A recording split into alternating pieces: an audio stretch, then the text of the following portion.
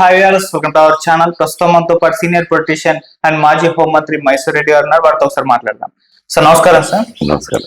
Sir, Banakacherla విషయంలో ఇంకా కూడా మీటింగ్స్, చర్చలు జరుగుతూనే ఉన్నాయి. చంద్రబాబు నాయుడు గారు అండ్ రేవంత్ రెడ్డి గారు కూడా నిన్న మీటింగ్ ఏర్పాటు చేసుకున్నారు. ఒక కొలుక్కి వచ్చినట్టే అని చెప్తున్నారు. మరి ఎక్కడి వరకు వచ్చింది సార్ దీనికి సంబంధించి? ఇప్పుడు గతంలో అయితే తెలంగాణ వాళ్ళు మరి ఎందుకో నాకైతే తెలియదు, కానీ వారికి సంబంధం లేని సమస్య. ఆంధ్రప్రదేశ్ అనేది కింద ఉంది. తెలంగాణలో వాళ్ళ ప్రాజెక్టుకు వాళ్ళ నీళ్లు వాడుకుంటారు, మిగిలినవి కిందికి పోతాయి. అవి ఒరిస్సాలో ప్రాజెక్టులు కట్టినట్టు కానీ, ఛత్తీస్గఢ్లో ప్రాజెక్టులు కట్టినట్టు కానీ, మిగతాటి కానీ వేస్ట్గా వృధాగా సముద్రంలోకి పోతున్నాయి. ఆ సముద్రంలో పోయే నీళ్లను కరువు పీడిత ప్రాంతాలకు ఇస్తే దాని గురించి బాధపడాల్సిన అవసరం ఏముంది? గతంలో అయితే కేసీఆర్ మీరు కరువు పీడిత ప్రాంత ప్రజలు వాడుకోండిలే అని చెప్పను కూడా చెప్పినాడు. తర్వాత రోజా గారు ఉన్నారు కదా ఎమ్మెల్యే, అక్కడ ఏదో టూర్ పోయిండి, ఆమె ఇంట్లో కూడా ప్రెస్ కాన్ఫరెన్స్ పెట్టి చెప్పినాడు. అది నాకు బాగా గుర్తు. మీ దగ్గర కూడా ఉంటాయి ఆ ప్రిస్క్రిప్షన్స్. ఆ తర్వాత ఎందుకో మరి హరీష్ రావు, కేటీఆర్ తెలంగాణ అన్నిటినీ ఆంధ్రప్రదేశ్ తాకట్టు పెడుతున్నారని అనవసరమైన విమర్శలు అవి. వాళ్ళు విమర్శలు చేయడంతో కాంగ్రెస్ వాళ్ళు కూడా ఆ ప్రాజెక్టును వ్యతిరేకిస్తున్నారు. వ్యతిరేకించడం వల్ల అది అపెక్స్ కౌన్సిల్కు వీళ్ళు పిటిషన్లు పెట్టారు.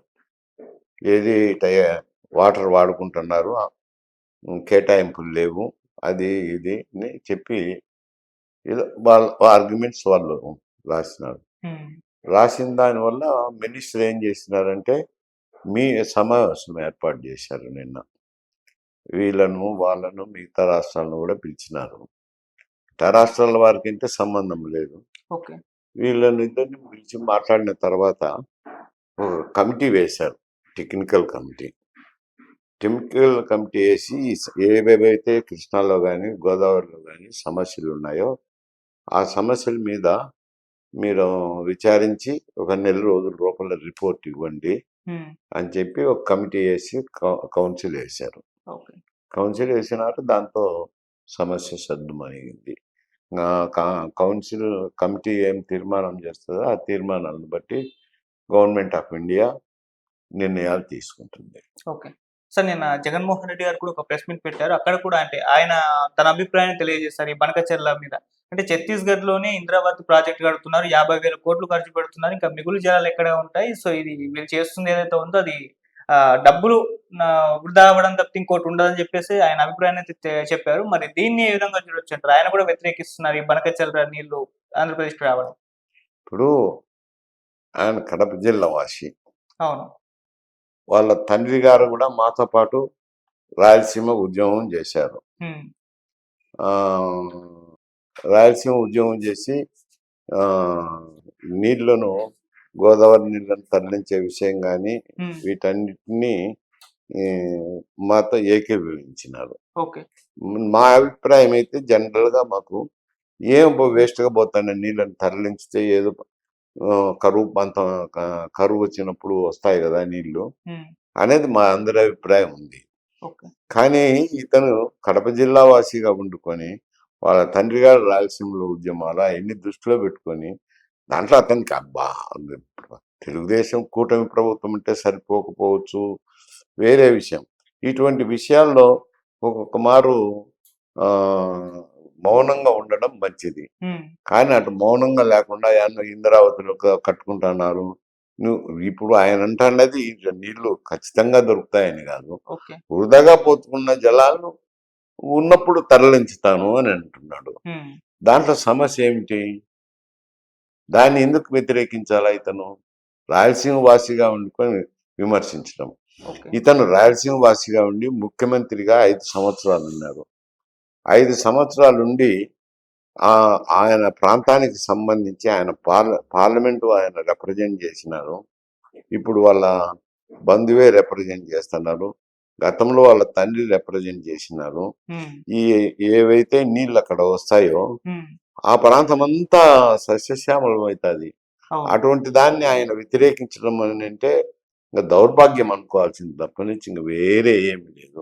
ఓకే. అతను మాట్లాడే మాటలు మంచివి కాదు. నిర్ద్వందంగా ఖండిస్తాను ఎక్కడైనా ఏ వేదిక మీద అయినా కానీ ఆయన ఓకే. దీన్ని విమర్శించడం అని అంటే. ఓకే. అంటే ఇది వర్కౌట్ అయితే మళ్ళీ సీమ ఓట్లు కూడా పోతాయన్న ఒక అభిప్రాయం జగన్మోహన్ రెడ్డిలో ఎ- కలిగి ఇటువంటి చేశారా సార్? ఎందుకు పోతాయి? నువ్వు ఉన్నప్పుడు చేసి ఉండాల్సింది. ఉమ్, నువ్వేం పట్టించుకోకపోతివి. ఓకే. నువ్వు ప్రాజెక్టులను గురించి ఎందుకంటే గండికోట ప్రాజెక్టు తయారైంది. గండికోట కింద వామకొండ సాగర్ తయారైంది. సర్వరాయ సాగర్ తయారైంది. ఆ తర్వాత కూడా నరసింహ సాగర్ ఇవన్నీ అయినాయి. ఉమ్, అవన్నీ ప్రాజెక్టులు అయితే నిండినాయి నీళ్లతో. కానీ వాటికి పంట కాలువలు తీయలే. పంట కాలువలు తీస్తేనే పంటలు పండించుకునే దానికి అవకాశం ఉంటుంది. ఉమ్, ఏమంటే పంట కాలువలు తీస్తే దానికి ఖర్చు అవుతుంది. అది ఖర్చు పెట్టకుండా నువ్వు ఎంతసేపు ఉన్నా కానీ నీ నవరత్నాలు అని ఇది నొక్కడము నువ్వే తట్టుకోవడము పోయినావు.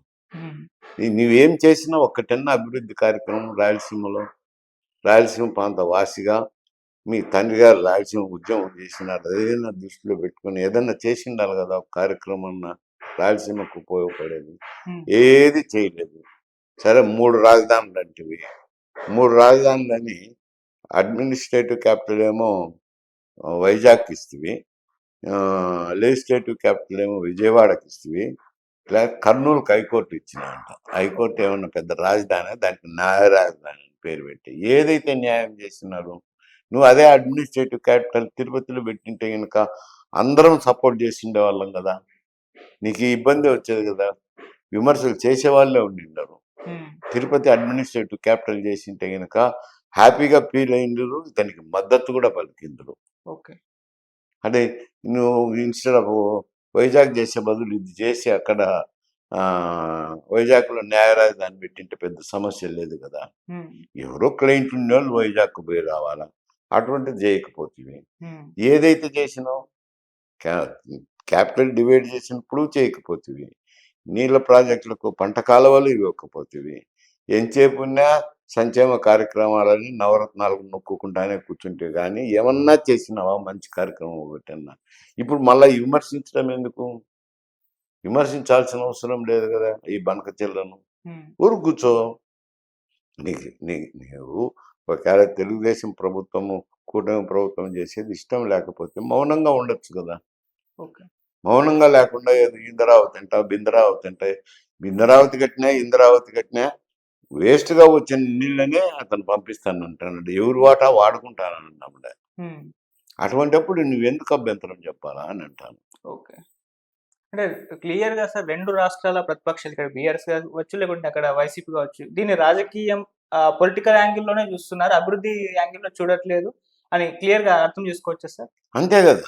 హ్మ్. ఇప్పుడు టీఆర్ఎస్ అయినా నిన్నటి మొన్నటి వరకు ఒకటే రాష్ట్రంలో ఉన్నాము. అవును. కాంపోజిట్ స్టేట్ గానే ఉండి ప్రాజెక్టులు అయితే డెవలప్ చేసినారు. ఇక్కడ కూడా ప్రాజెక్టులు డెవలప్ అయినాయి కదా. హ్మ్. అయినప్పుడు ఏదో వేస్ట్గా పోతానే నీళ్ళను ఆయన ఆంధ్రప్రదేశ్ ప్రభుత్వం డబ్బు ఖర్చు పెట్టి తీసిపోతానేటప్పుడు వాళ్ళైనా ఎందుకు అంత అపోజ్ చేయాలా?